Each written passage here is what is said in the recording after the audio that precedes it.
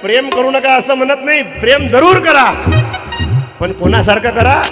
तुम्हाला प्रेमच जर करायचं आहे तर क्रांती सूर्य महात्मा ज्योतिबा फुले आणि सावित्री आई सारखं प्रेम करा. सावित्री आईच्या अंगावर शेण फेकलं, दगड फेकलं, माती फेकले, पण सावित्री आई डगमगली नाही, शाळेत जायची.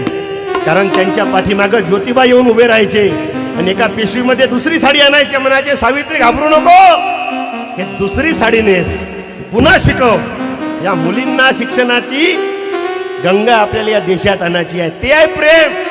म्हणून मायच्या शपथनं प्रार्थना करतो, मावशी आपले देव जर आज कोणी असन तर एक राष्ट्रपिता महात्मा ज्योतिबा फुले आणि दुसरी देवी आहे सावित्री आई फुले.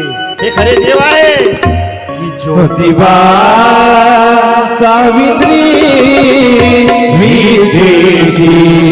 देवी देवता.